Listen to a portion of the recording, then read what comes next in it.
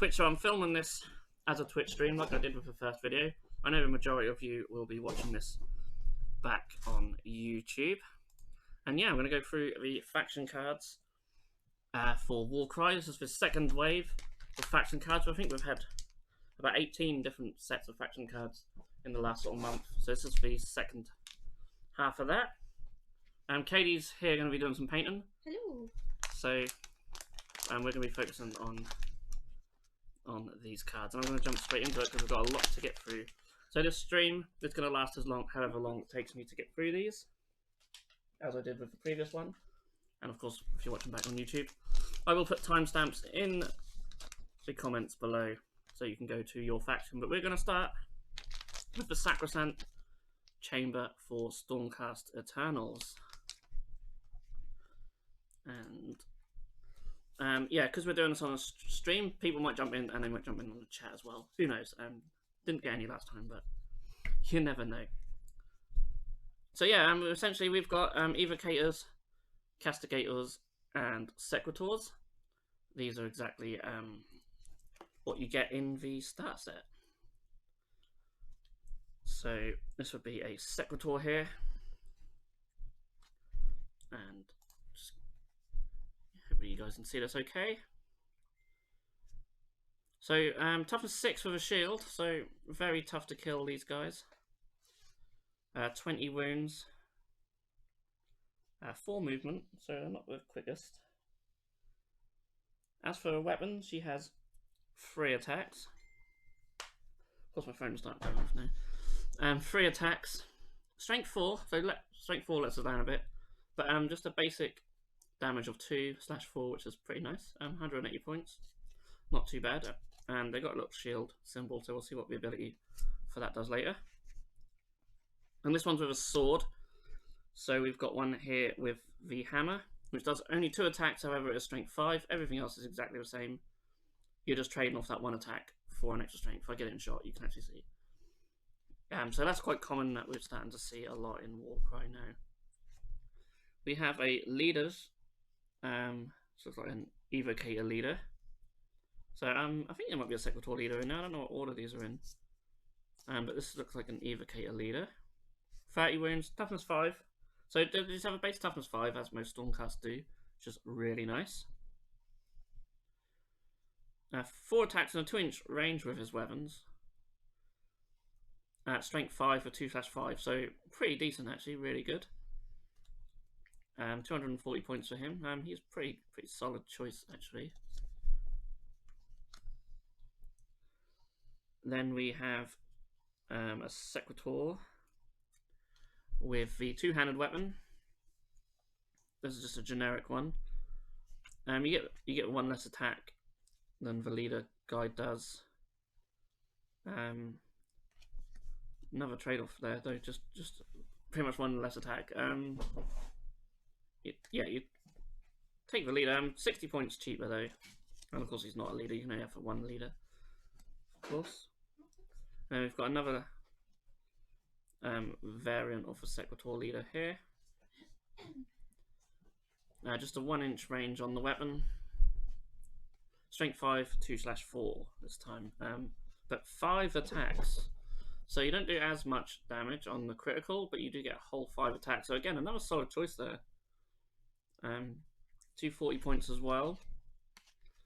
Certainly worth trying out which one is better. Obviously, the extra damage on the critical is nice, but you don't get them as often. And 5 attacks, I think I'd probably rather have the extra attack, especially if you're doing 2 damage on a base attack at strength 5. So you're going to put out a lot of damage with this, even with no criticals. You're probably going to put out probably anywhere between sort of 6 to 8 damage quite easily, which is really nice.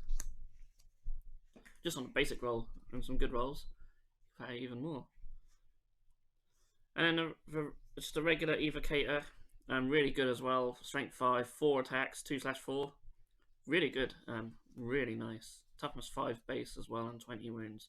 And they're a solid choice in my opinion. Again, you know, you're going to put out probably 4 to 8 damage at least. That's without criticals, so really nice. So Castigators now. Now I know these aren't too great in Age of Sigmar, so I'm hoping they've made them sort of better for Warcry. That tends to be the case sometimes. I think they're pretty decent.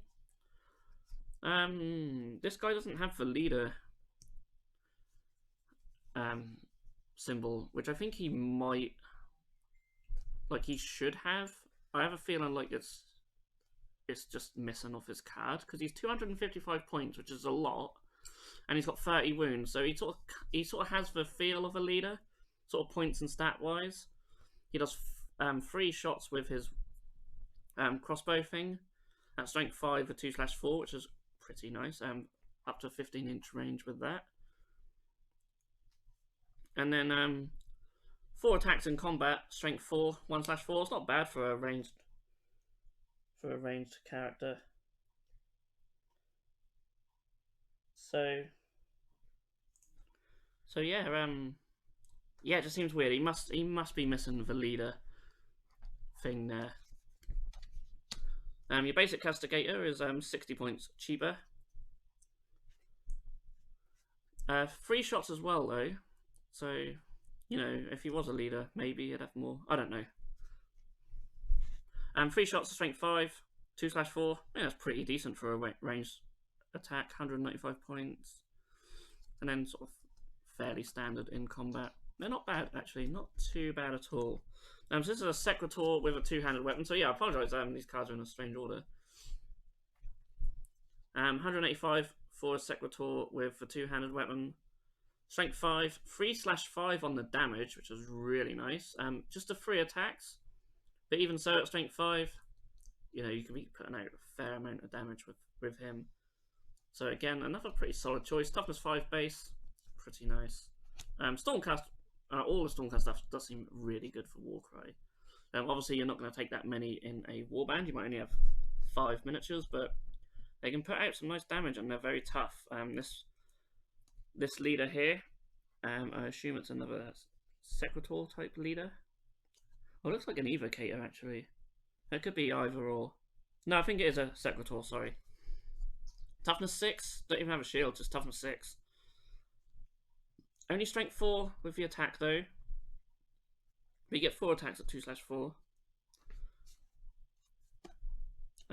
But then you've got this leader here. It's another Secretor style leader. Toughness 6. Just the 3 attacks, but you have strength 5. You have plenty of runes there, so she's got access to a lot of abilities, which is quite nice. 2/4/5, 2/4 on the damage. Not a bad choice. It all depends on the abilities, really. And then we've got another leader here. So I think this is just another variant of a Secretor leader. So there's quite a few different Secretor leaders to choose from.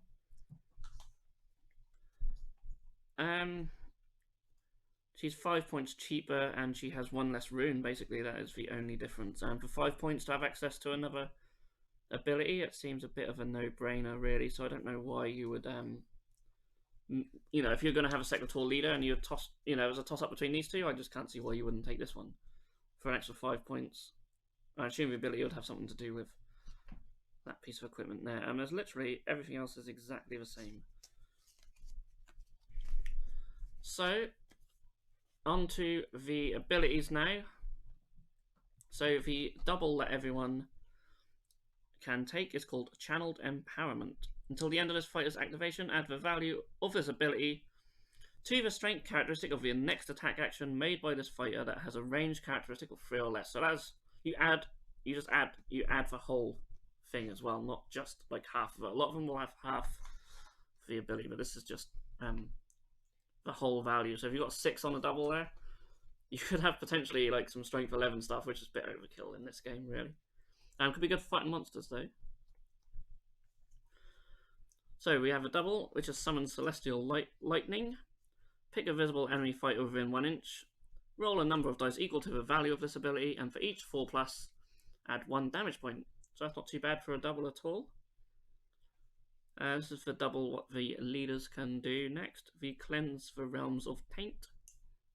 A fighter can use this ability only if an enemy fighter has been taken down by an attack action made by them this activation, and this fighter will make a bonus move or a bonus attack action. Next we have the triple burst of Celestial Lightning. Add half the value of this ability, round and up, to the damage points allocated by each hit or critical hit from the next attack action made by this fighter. If this activation, if it targets an enemy fighter more than 3 inches away, so I guess that's for the castigators. So that actually makes them really nice. Yeah, they all have that. So to do an extra, you know, between 1 to 3 damage per hit is really nice, actually. That actually makes them really worth taking. And everyone with a shield has the Soul Shield Channeling. Add the value of this ability to the toughness characteristic. So, I mean, they're toughness 6 anyway. So, that seems really overkill. But, yeah, that can make them so hard to kill. And then your quad. Your quad is for... I think that was for that Sequitur leader. So she gets that extra rune, but it is on a quad. Which is open redemption cache. Allocate a number of damage points equal to the value of this ability to all visible enemy fighters within 3 inches of this fighter. So that is insane. Really good. She seems like a... Yeah, she seems like almost an auto take, really. They've got a lot of choice of leaders, but that one's really good. I know you might only get a quad once a game if you're lucky, but that can change a game, especially if you had like a 6 on that. So really good. They seem pretty solid. All the Stormcast stuff seems pretty solid, but these might actually be the best ones. So that's for Stormcast Eternals. I'll try and put them back in the bag. I think Katie's throwing miniatures around. Yep. They can go over there. So next up we're going to look at the Sylvaneth. Katie's excited. I've been looking forward to this. So we get Dryads, Spite Revenants, Tree Revenants, and Carnoff Hunters. And we'll start with a Carnoff Hunter leader with bow. Only toughness 4. I guess compared to the Stormcast isn't as good. Still not bad. 20-inch range on his bow with 3 attacks. Strength 4, which is okay. 2/5 on the damage, it's pretty nice. Pretty rubbish in melee though. Just 3 attacks at strength 3 with 1/3, so you want to keep these guys at melee because they won't do anything. But yeah, pretty decent shot there. Strength 4 can really let you down though, but 240 points, not too bad. Your regular Carnoff Hunters are 200 points. They do have 30 wounds at toughness 4, so not too bad. Can take some killing. Just two shots with a bow though at strength 4. So I mean, when you compare them to the Stormcast, they do seem a little bit underwhelming, but compared to a lot of stuff, they're still pretty good.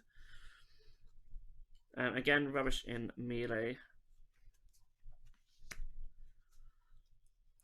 This guy I really like though. This is a Carnoff Hunter with a scythe. So he has 4 attacks and it's a 2-inch range, which is also nice. Strength 4, again, I wish it was strength 5. However, it does 3/6 damage. So I think strength 5 would be, a bit too much. But yeah, pretty nice with 4 attacks as well. Even at strength 4, you're going to be putting out some serious damage.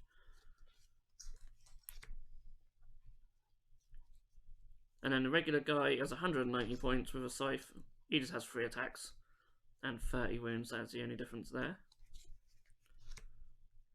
So with the sword, you have a leader with a 2-handed sword. You trade off the damage, so it's only 2/5, but you get 5 attacks with the leader. And then you get 4 attacks with the regular guy, so 230 points and 180 there. Not too bad. If you want a cheaper leader, you could go with a Spite Revenant leader. They're not too bad actually. They're only toughness 3, so that will let them down. And they're going to be quite easy to kill. 16 wounds as well. Only 140 points though. 5 attacks at strength 4 with 2/4 though, which is pretty decent for a cheap little leader like that. And your regular Spite Revenants means for 70 points, they only got 8 wounds at toughness 3. They're going to die very easily, but I think 4 attacks at strength 4 is pretty good for a 70-point miniature. And 1/3 as well. You know, a couple of them are going to get a couple of criticals. So, you know, they're not bad. 70 points is not bad at all. So an even cheaper leader, if you're a Tree Revenant leader, he has only 120 points. Again, toughness 3 with 16 wounds. He does 4 attacks at strength 3. So, you know, they're not as strong as for Spike Revenants. They do 2/4 damage, which isn't too bad. But you'll find yourself needing 5s and 6s quite a lot to do wounds. But when you get them, they will do some good damage. And the regular guys are only 50 points. 3 attacks at strength 3. 1/3. 50 points though. It's not bad at all, really. It's quite cheap. But yeah, they're good to sort of spam, really. But for 50 points, I don't think they're too bad. Dryad leader now. 145 points on the Dryad leader. Dryads actually seem sort of better than the Tree Revenants, in my opinion. The leader has 4 attacks at strength 4, with 2/4 as well. Only toughness 3, but they can move 5 inches, so they're pretty speedy. 20 wounds is not bad. And your regular Dryad is 70 points. I mean, they have more wounds than a Tree Revenant and a Spike Revenant. Only strength 3 though, but 4 attacks. So, yeah, I mean, personally, I'd edge more towards the Dryads, even though I like the Spike Revenant and Tree Revenant models better. And the Dryads do seem like a pretty solid choice for their points. So they're not too bad at all. Of course, there are abilities that you can use to buff these types. So, for the Sylvaneth, just a regular double will remove a number of damage points allocated to this fighter equal to half the value of this ability. So, you know, you're curing 1 to 3 wounds with that, which is pretty nice. Quite handy for your larger stuff. Your double is Trample Underfoot. So this is taken by the Kurnoth Hunters. Pick a visible fighter within 1 inches and roll a number of dice equal to a value of this ability. For each 4+, do 1 damage point to that fighter. So a little way of doing some extra damage there. Shriek and Terror is next, and that is for his sprites?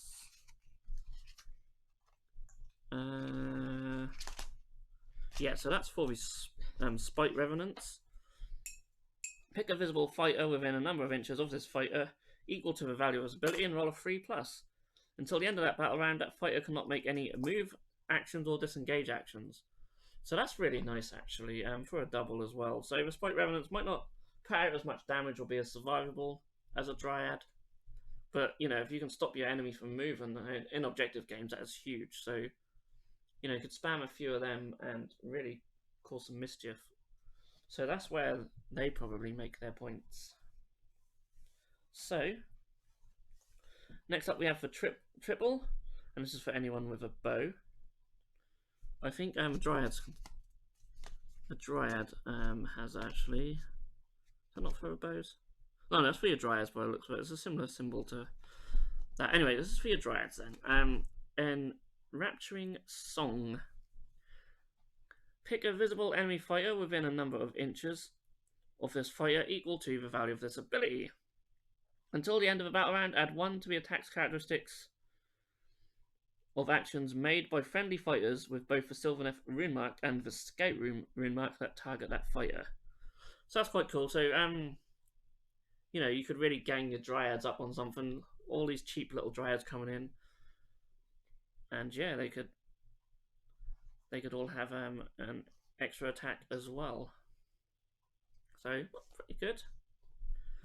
Triple is Walk the Spear of Paths. I really like this one. Remove this fighter from a battlefield and set them up anywhere on the battlefield floor more than 5 inches away from enemy fighters. So this is used by it's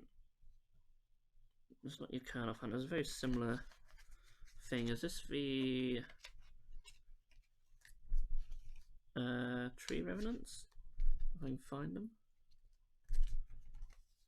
Yes, I think that's for Tree Revenants. Yeah, so the Tree Revenants, they could be really good for objective games then if they can just be using their triple just to basically teleport around the battlefield. So you know, these all have different uses. This is why the abilities are so important, because you can look at the cards and think, well, these are clearly better than others, but when you look at the abilities, you can then start to see use for them. Of course, it's all circumstantial. That's the only thing. You might not get a triple. So, that's always worth bearing in mind.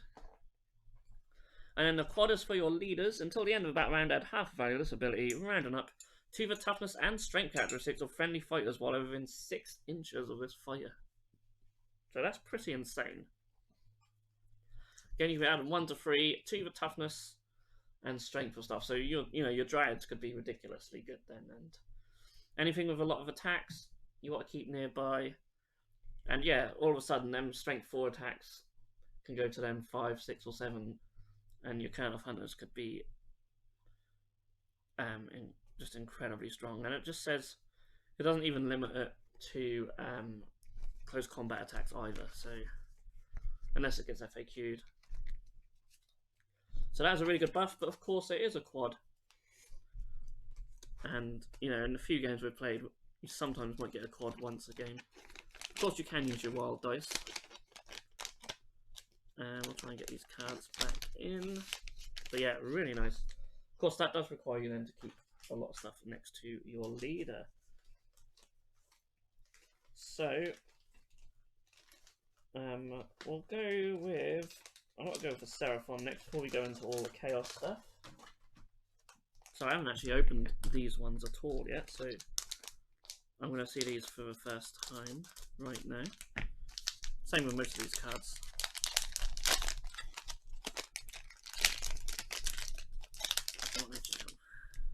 You notice they all have their little runes on the back of the decks as well, which is really nice.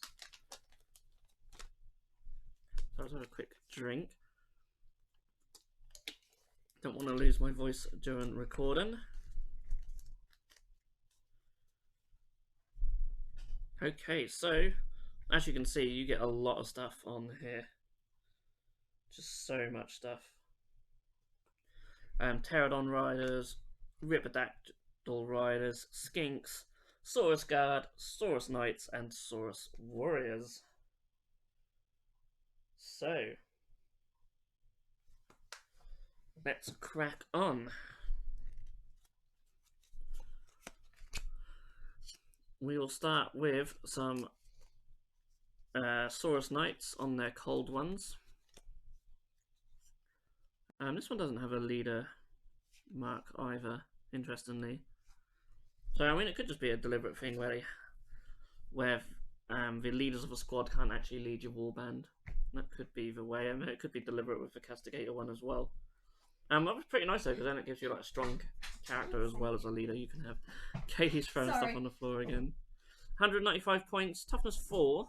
You can move 6 inches though, which is fairly slow for a mount, really. 30 wounds, 4 attacks, strength 3, so that's a bit of a letdown, with 2/4 on the damage. You regular guys, I mean 115 points for a guy on a mount is dirt cheap. 20 wounds at toughness 4 is not too bad. Just 2 attacks at strength 2, but with a 2-inch range with a spear. Strength 3 again does let them down with 1/4. They're not going to do a massive amount of damage. You really want to get them criticals. 115 points, that is really cheap.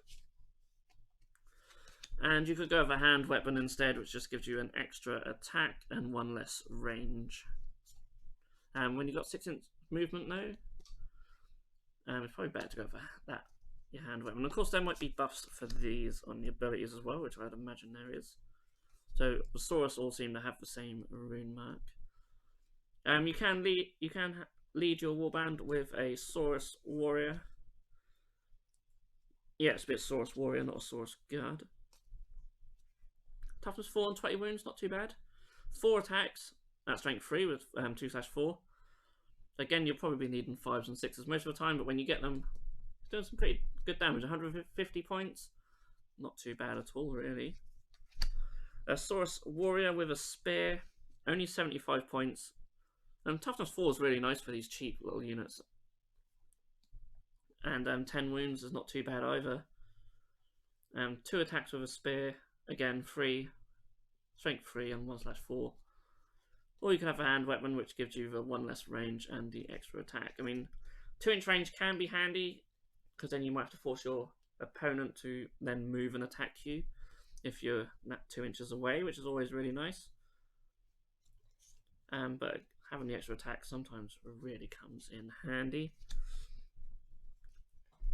And this would be a Saurus Guard leader, I would assume.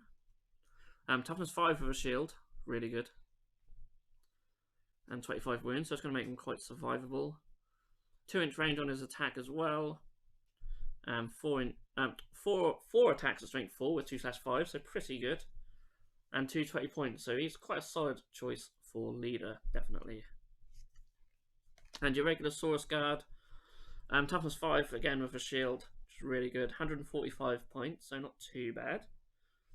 3 attacks at strength 4 with 2/4 and 2-inch range, so yeah, I quite like them. Your Riptodactyl Rider now, so this is your leader. 235 points, toughness 4, because they're only skinks, so I assume they're probably just toughness 3 base. But he has a shield, I think. Yeah, we have a shield. 4 attacks at strength 4 with 2/4. So anything that does like just 2 on a base is quite nice, even at strength 4. I quite like that. Plenty of rune marks there, so access to a lot of abilities. 25 wounds, not too bad. I still quite like the other one. And they move 10 inches as well, so they're nice and quick. So your speed's going to come from the skies. And your regular Riptodactyl, just a 15 wounds and the 1 less attack, but 175 points are not too bad at all, really. So now we have the Pterodon Riders, and we'll start with their leader actually. And they can swing their sort of chains from their feet, so that gives you a 3-inch ranged attack with 4 attacks, only strength 3 and 2/4 on the damage. Or you can go closer in melee and have 3 attacks at strength 4. So just them two sort of swapped over really. 25 wounds, only toughness 3. So that lets him down quite a bit actually. So these, because they don't have a shield, they are not going to be as survivable. Again, toughness 3 for your basic one, but you can throw a spear 8 inches. And with 2 attacks, only strength 3 though, with 1/4. But at least it gives you a bit of range, because they seem to lack sort of any ranged attacks really. And then in combat they have 3 attacks at strength 4 with 2/4, so they're still pretty good in combat. And you've got another one here without a spear, it just does the sort of ball and chain attack instead. We have a skink leader. I mean, they've got shields. Wow. So they've got shields and they're only toughness 3. 130 points with 16 wounds. 4 attacks though, but only strength 3 and 2/4. Not terrible, I suppose. And then your regular skink is 60 points with a shield, 3 attacks, 8 wounds. Strength 3 and 1/3, so they're not going to do a lot of damage. Pretty speedy though. They move 6 inches, so they're as quick as the cold ones. And then we've got like a regular skink here with 2 hand weapons. Well, 1 hand weapon and a blowpipe. He has only toughness 2 with 8 wounds. So just a light breeze will kill him. We've got 12-inch range, so he gives you a bit of range. 2 attacks, only strength 3, 1/4. 65 points though. Could be good chucking a couple of them in the front line just to try and do a little bit of extra damage and hope you get some criticals. Only 2 attacks though, but you never know, we may be able to buff them slightly. And then lastly you've got a skink with a spear and a shield, so he can throw his spear just like the Pterodon Rider. But again, everything else pretty weak, but at least he's got a shield to give him that mighty toughness 3. So their abilities now. So I think a lot of the skinks and Saurus, yeah, definitely with skinks, and oh no, Saurus are the other one. So your basic double is just for your skinks. Nimble retreat, so they can use this ability if they're in 1 inch of an enemy and they make a bonus disengage action. So pretty handy if you're trying to keep them alive and just go for objectives. They're pretty quick. Not too bad actually. They could be useful in objective games, despite being very, very easy to kill. Cold-blooded commander is next. This is for your leaders.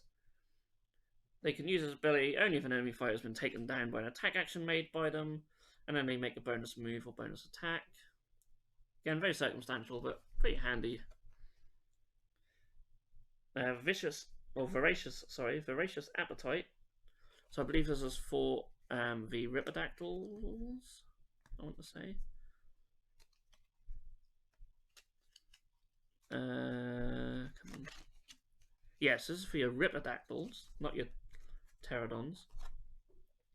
Pick a visible enemy fighter within 1 inch and roll a number of dice equal to a value of its ability, and any 4+ do 1 damage point. So we've seen this on all of them so far. I think everyone's had this ability. And rain meteoric barrage. So this is for the Pterodons. So yeah, this is from the Pterodons. Till the end of their activation. Next time they finish a move action within 1 inch, pick a enemy fighter visible. Yeah, pick a visible enemy fighter within 1 inch, allocate a number of damage points to that fighter equal to the value of this ability. Oh, excuse me. We've seen that a lot on the previous video as well, sort of charging in and doing damage. We have Tear and Bite. So this is for all your Saurus Warriors and Saurus Guard and Saurus Knights. Add the value of this ability to damage points allocated by each hit or critical hit from the next attack action made by this fighter. This activation has a range of 3 or less. So again, that's really nice actually. That's a really good one, and most of your Saurus, well, I think all your Saurus stuff can take it, so that's really good.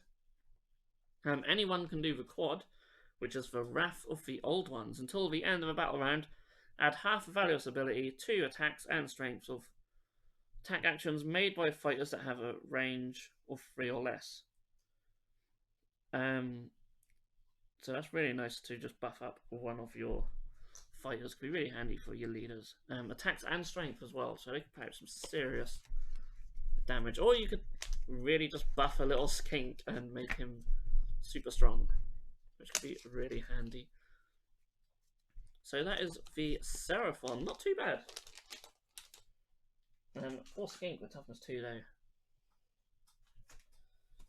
So we'll go into Khorne next, and we'll start with the Bloodbound.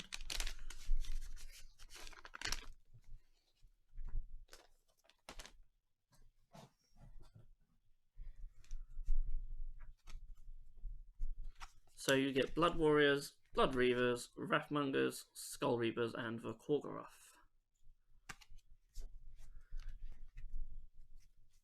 And we'll start with the Korgoroth. So he's a beast, of course. Toughness 4, but 35 wounds. 235 points. He has 3 attacks. They are strength 5, and they do 4/8 damage.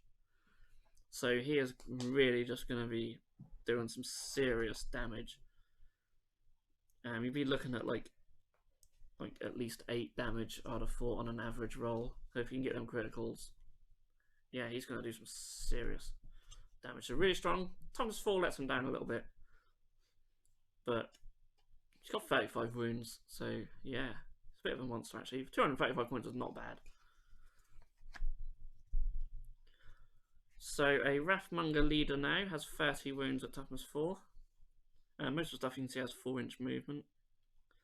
2-inch range on his weapons, and he has 6 attacks at strength 4 with 2/4. So he's a pretty mean machine there. I really like him. And your regular ones have 5 attacks, only 1/4, mind you. 170 points though is not bad. 25 wounds as well. So yeah, Wrathmongers seem quite a solid choice. Skull Reaper now, so the leader of them has 30 wounds at toughness 4. He does 4 attacks at strength 4 with 2/4 on the damage, so not too bad. He is only 195 points as well. So again, quite another decent choice. A regular one with the two-handed weapon, 165 points. I'd like to send an extra strength on his weapon, but pretty much exactly the same as the leader in regards to attacks. As to is the leader of the Blood Warriors. So is he the same amount of points actually? He's 10 points less than the Skull Reaper. But apart from that, pretty much everything is exactly the same. Obviously, he takes a different rune mark. He's only got 20. He's only got 25 wounds, so he's 10 points cheaper, and he has 5 less wounds. But apart from that, and a different rune mark, everything is exactly the same. This guy I absolutely love. So it's the Blood Warrior with a massive, I can't remember what it's called now, but it's just awesome. Is it a Blood Glaive or something like that? Toughness 4, 15 wounds, so he's not most survivable. 3 attacks, strength 4, 2/5 though. 120 points though. He has only 120 points, and he does 2/5. So you know you can get two. If you can get 2 or 3 of them into your list, you're going to be going around doing some nice damage. No rune though, so he's probably going to be buffed by one of the abilities. So that'll be interesting to see. So yeah, no runes on these Blood Warriors, which is really interesting. 115 for one with two-handed weapon. Only strength 3, which is a bit of a letdown, but 2/4 on the damage, which is pretty nice, and 4 attacks as well. So when you do get your 5s and 6s, you know, he's going to put out some serious damage. And one with the Gore Fist now, so there's a special ability for all the ones with the Gore Fist, so we'll see what that is later. He just has 1 less attack than your generic one, and it was 110 points. Then we have Blood Reavers. So your Blood Reaver leader, he has 5 attacks at strength 3 with 2/4, so pretty good, 140 points. Only toughness 3 though, which lets him down a little bit, but 140 points, not too bad. And your regular Blood Reaver, so you got one with a two-handed axe, one with a with 2-hand weapons. 10 wounds each, toughness 3. They move 5 inches as well, so they're quite speedy. So you get 1 extra strength and 1 less attack with the two-handed one, so you sort of swap them 2 stats over. Personally, I'd probably prefer the extra strength, as these are only strength 3. But both are 1/3 on the damage. So, I've got a bit of cake I need to finish. It's a really good cake. That's a really nice cake. And we've got abilities. So of course one's called Blood for the Blood God. So this is one where anyone can take. Your Blood Reavers and Blood Warriors especially, because they can't take anything else apart from the Gore Fist. Now they can use this ability if a fighter's been taken down by them this activation, and they make a bonus move or bonus attack. So that's actually really nice. You see that we've seen like a lot of leaders have that for other factions, but anyone can have it for Khorne, which is really nice actually, really good. If you've got a Gore Fist, you can pick an enemy fighter within 1 inch of this fighter and roll a dice. On a 3 to 4, you do 1 damage point to that fighter, and on a 5 to 6, you do a number of damage points equal to the value of this ability. So that's also pretty good, actually. Lashing Bone Tentacles. This is used by your Korgoroth if he isn't scary enough. On a double, he can pick a visible enemy fighter within 6 inches and roll 2 dice. For each 4 to 5, he does 1 damage point, and for each 6, he does a number of damage points equal to the value of this ability. Your leaders can do a Lord of Skulls. So they can use this ability only if they've killed an enemy fighter and by an attack action in that activation. But until the end of a battle round, they can add 1 to the attacks of attack characteristics that have a range, or that has a range characteristic, sorry, of 3 or less, made by friendly fighters while within 6 inches. So that's really cool. You see your leader kill someone, and then it just buffs everyone around him, which is really nice. So always worth bearing in mind to sort of use your leader first in a round. Demon Forged Weapons, so this might be for the Skull Reapers, I believe it is. Until the end of this fighter's activation, add half the value of this ability to the damage points allocated by critical hits from attack actions made by this fighter that have a range of 3 or less. And pretty good if you can get them 6s. And their quad for Blood Fueled Assault, which I think is for Wrathmongers. And I'm really liking the Wrathmongers. Yeah, so this is for Wrathmongers.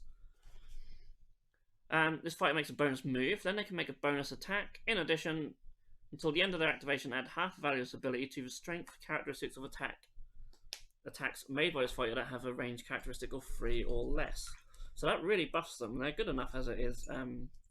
But yeah, as I did say, the strength 4 lets them down a little bit, but then if you got this, that goes out the window. So yeah, I'd say Wrathmongers definitely something that should be taken in this list. So I really like them. I'm just going to put them over here. Sorry, have you got some black to go around the edge of the faces? You Normal black. would have to look in the... Maybe down there. That might be it. Oh, there you go. Oh, sweet. Just obviously, hope it's not dried up. I'll try not to explode it. Yeah, Because that's basically what I mean. They go for corn ones. So, moving on to the Demons of Corn now. And again, these are ones I've literally just opened. So, Flesh Hounds, Bloodletters, and Blood Crushers.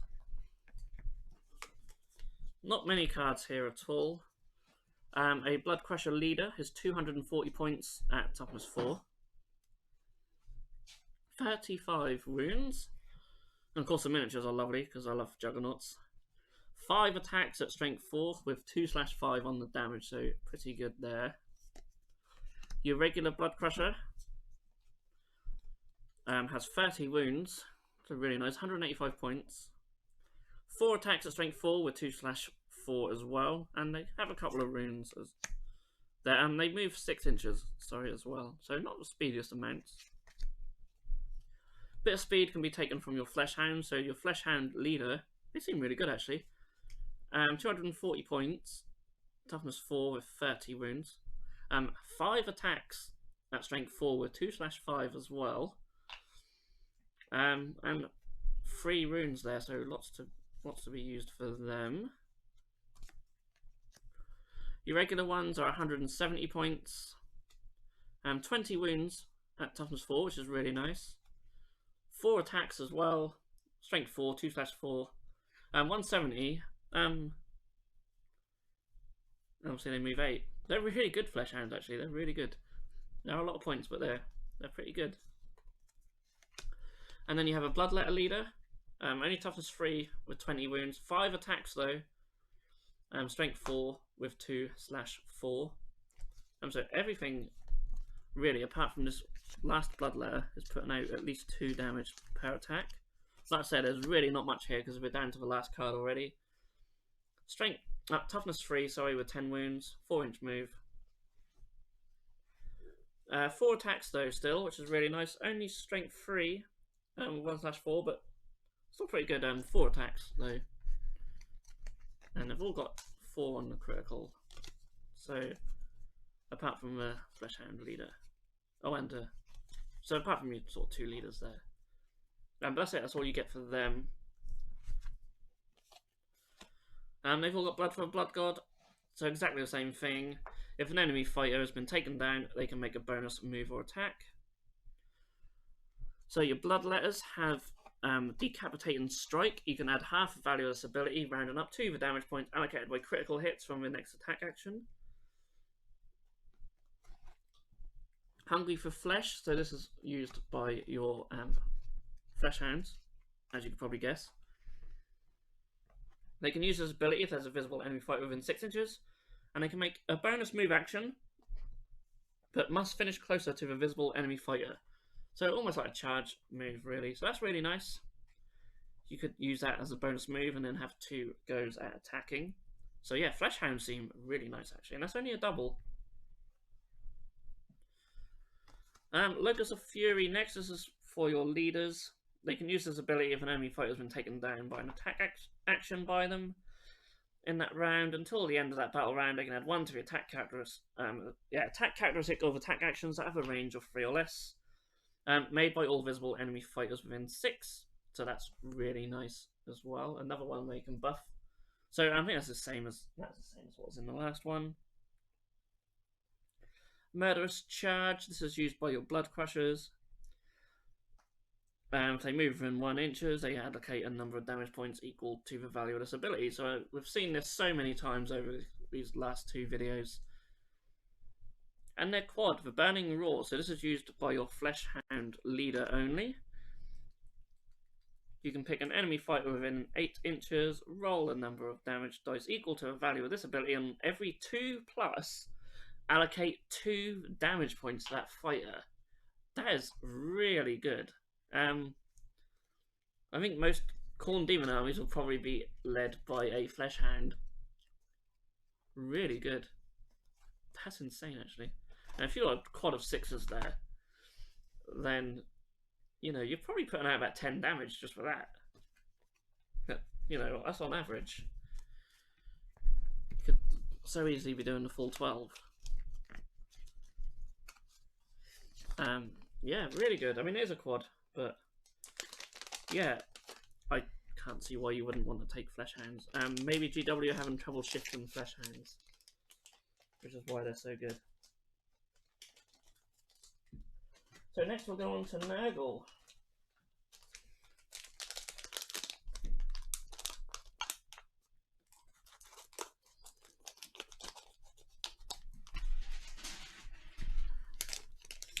And I've cut it, but it hasn't opened. You have to be so careful not to just cut the cards, that's the problem. There we go. Oh, I don't want to split them.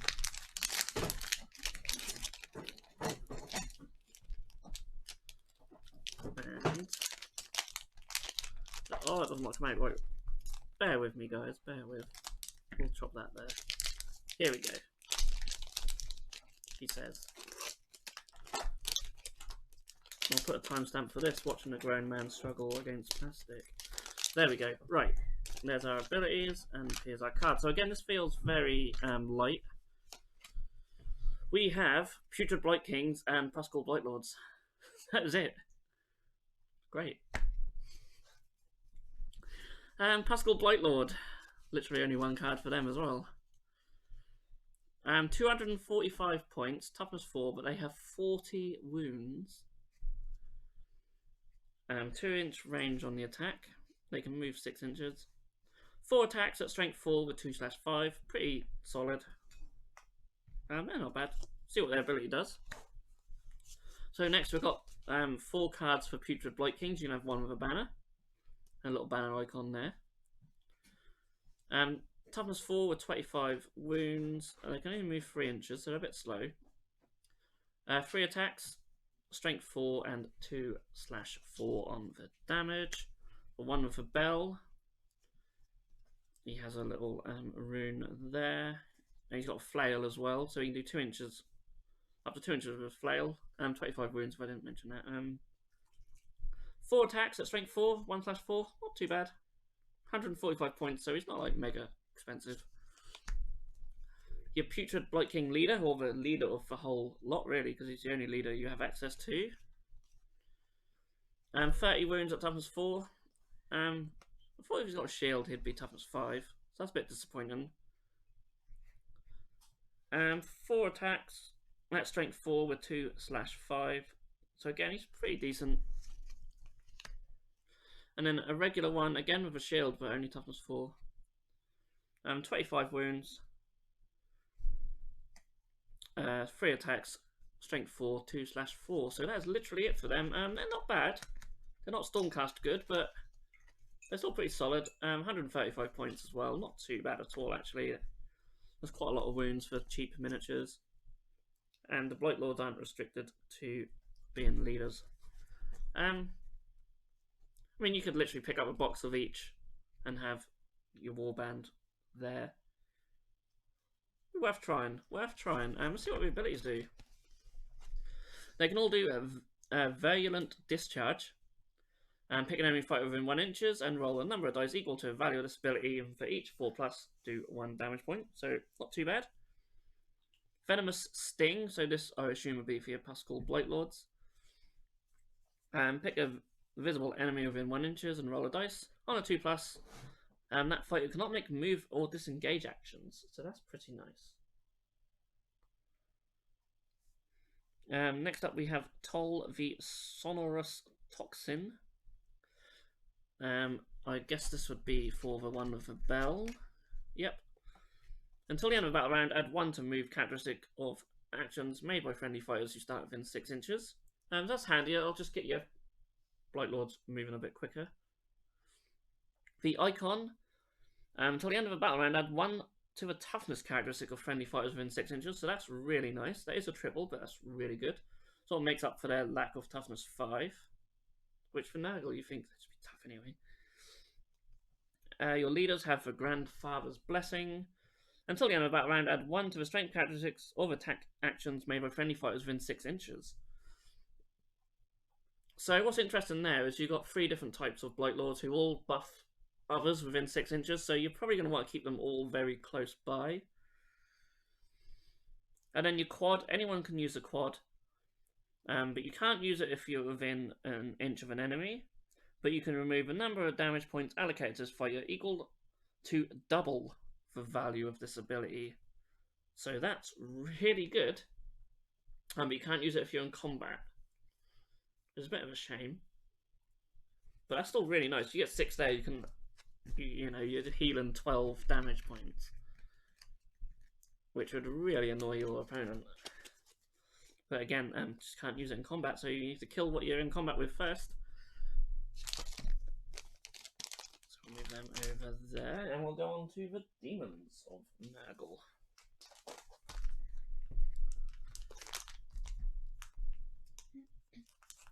Yeah, I can't get none of that. Oh, really? Yeah. Oh. I mean, it hasn't. I don't think it's definitely not dried up. Just not coming out. No. Okay, you might have to leave that for now. I can get you a bad and black after the video, but for now we're going to crack on with Also, the demons. Start your crackle paint. I was going to say, yeah, just go ahead and do that. Yeah, you got plenty to do. So, we're going to crack on with this, and we have Plague Bearers, Nurglings, Beasts of Nurgle, and Plague Drones. All stuff that I have plenty of, that maybe we'll have to try out in a game very soon. So, the leader of your Plague Bearers is 120 points, just toughness 3. 20 wounds though, and 3-inch move. He does have 4 attacks at strength 3 with 2/4. 120 points though is quite a solid choice for a cheap leader. And just a regular Plague Bearer, or wound cards are in the middle. Just a regular Plague Bearer is only 50 points. Really nice. Toughness 3 of 10 wounds. 3 attacks at strength 3, 1/4. Pretty standard for a cheap little guy. And the 3-inch movement probably lets him down a little bit. Nurglings, pretty good actually. 30 wounds for Nurglings. They do 6 attacks. Only strength 3 with 1/3, but you know, your lore averages said you should get at least 1 critical there. 5-inch movement as well, so a bit quicker. 145 points. Might be a little bit expensive, but 30 wounds though. Pretty cool. Plague Drone Leader, 230 points. Toughness 4, 6 inches of movement, 35 wounds, 4 attacks. Strength 3 sort of lets him down a little bit, but 2 and 4 on that. Not too bad. 3 wounds there, so plenty that you can buff him with. Your regular one's 170 points. You just have 5 less wounds and 1 less attack, and also just 1 on your regular damage. And you obviously ain't got the leader rune. Beast of Nurgle, 175 points, toughness 4, 4-inch move, and 30 wounds. Not too bad. 4 attacks, strength 4, and 2/4 on that. So, not too bad for 175 points, really. So, Maggotkin of Nurgle, they have disgustingly resilient. So, roll a number of dice equal to the value of this ability. For each 4+, remove 1 damage point. So, not too bad at all there. Your Beast of Nurgle has an acidic slime trail. This is on a double. Pick a visible enemy within 1 inches.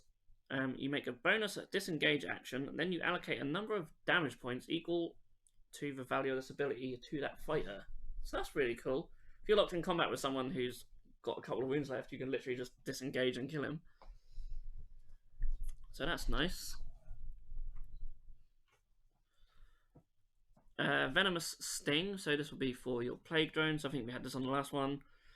On a 2+ at the end of this battle round, your one enemy fighter within 1 inches cannot make a move or disengage action, so that's really nice. Cloud of Flies, so this is for Nurglings? I think that's... No, it's not with Nurglings. It's for... It might be for Plague Bearers. Yes, it is. Until the end of the battle round, subtract 1 from the attack's characteristics of attacks that target this fighter. So that's pretty good. Make them a little bit stronger too. A little bit harder to kill, sorry. Only just subtract 1 though. Most Plague Bearers are probably going to die from just a couple of attacks. Grandfather's Blessing, so I think we had this before. This is for your leaders. Add 1 to the strength of attack actions by friendly fighters within 6. So that's quite nice. Again, that could really buff your Plague Bearers. And for your Nurglings, they have the quad. Remove a number of damage points allocated to this fighter equal to double the value of this ability. So, pretty much what we had on the last one, but except only your Nurglings can use it. So they could be really pesky. 145 points. That's probably where they're getting that points from. That is quite a nice ability. It is a quad, but that could make Nurglings just a real pain to shift, especially if they're on an objective or something. Could be really good.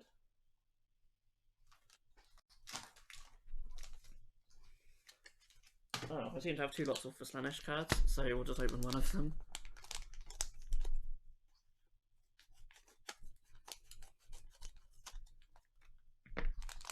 Okay, so I don't think there's any other cards.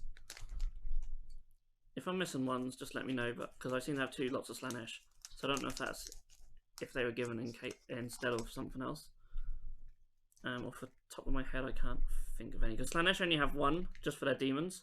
They don't really have any sort of mortal units, so to speak.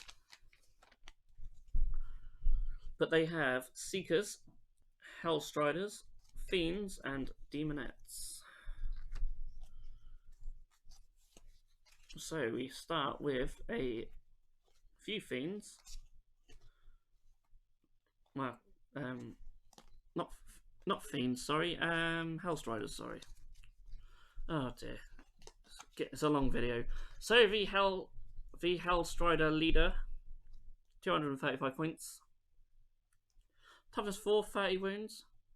10-inch movement. We expect Slaanesh to be quite fast. 4 attacks at 2-inch range, which is quite nice. Strength 4 and 2/4 there. Plenty of runes. Access to your regular Hellstrider. Yeah, I guess it's just a regular Hellstrider, is it? He's got the Musician's Horn there, but I don't see he must have a ranged weapon or a whip. He must be with a whip or something. 3 inches on that. 10-inch move, 20 wounds, toughness 4. Yeah, so 3 inch on his whip. 4 attacks. Only strength 3 and 1/3 on the damage, so not brilliant. Or you can have one with a claw, so just a 2-inch movement. You have 1 less attack. but you does 1/4 on the damage, and you get a little rune for that. Seeker this time. So Seeker leader, toughness 3 with 30 wounds. So they have 1 less toughness than the Hellstriders, but less points as well at 205. She does have 5 attacks. Strength 3, 2/4. So again, you're probably going to be relying on them 5s and 6s most of the time, but when you get them, with 5 attacks as well, you're going to be looking to doing about 6 damage on average each attack. It's pretty nice. Of course, against the weaker stuff. I mean, I often forget that a lot of the warbands that come with the game, like your Cypher Lords, etc., a lot of them are only toughness 3, but when you sort of get into these other factions, there's a lot of sort of toughness 4 and 5 and stuff, so... But yeah, I mean, on average, still, you're going to be doing about 6 damage. And they're quick, 10 inches as well. 130 for a basic Seeker with 4 attacks, strength 3, 1/4 on there, 20 wounds. Not too bad for 130 points. If you're playing objective games, you're certainly going to want a couple, I think. They're very mobile. But Slanesh on the whole just seem very fast. Your Fiends, you got a Fiend leader, 35 wounds, toughness 3 lets them down a bit. 5 attacks though, strength 3 with 2/4. So again, you're going to be looking at a solid 6 damage at least per attack activation. A regular Fiend just has 30 wounds, which is still pretty good. 150 points for 30 wounds, I think is pretty good, even at toughness 4. They've got their own rune as well, which we'll see what that the ability for that is later. 4 attacks at strength 3 with 1/4. Demonette leader, 145 points. Toughness 3 with 20 wounds. She does 5 attacks at strength 3 with 2/4 as well. So again, you know, you'd expect just, and this is all law of averages, but you know, again, solid sort of 6 damage at least per attack. You'd think. 75 points for your basic Demonette, 5-inch movement, 10 wounds, and toughness 3. 4 attacks as well with her claws. Only strength 3 and 1/4, but that's pretty nice. 4 attacks is quite nice just for one of your cheap units. So having Slanesh seems pretty decent, and again, very quick.